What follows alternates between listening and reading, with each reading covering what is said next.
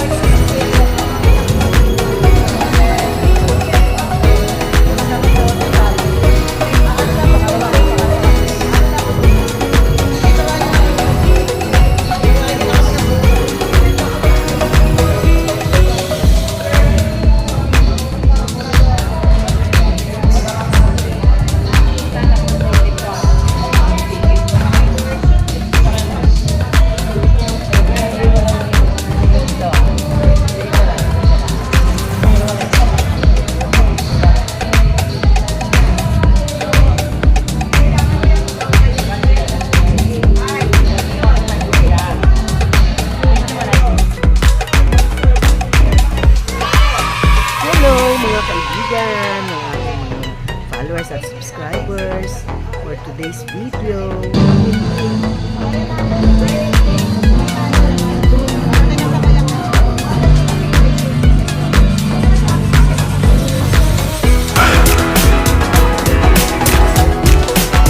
Number 1 na yung pag-disiplina sa ating pagkain.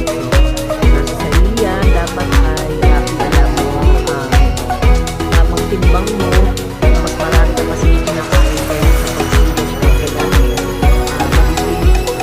stored fat ito or hindi ito matutulog. Makikita ka ito sa iyo. Kahit sa pagkain ng kanin, merong iba effective sa kanila kung mas structured, meron namang iba mas effective beans, sa kanila kung munggo, pababayaan muna at iba pa ma-realize nila na sa sarili punong-puno nila. ng Pero protina nandun ka, katulad ng nakagabay. avocado. Iba-iba nga eh. Kahit nga anak natin, pare-parehong anak natin, iba-iba pa rin ang Number approach 3, eh. iwasan ang sobrang maalat na pagkain. Maging maingat sa paggamit ng asin sa iyong pagkain. Ang sobrang asin ay maaaring magdulot ng pagtataba at pagbabalik ng tubig sa katawan.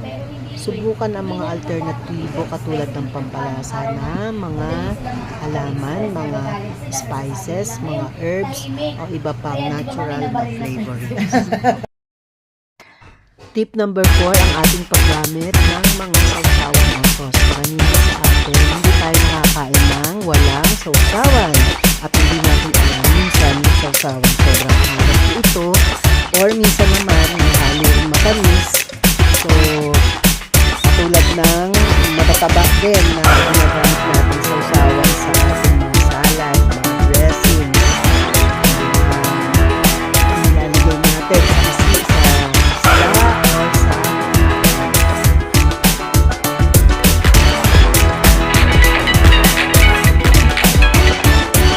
Number 5, ayan, kumain ng mas maraming gulay o prutas.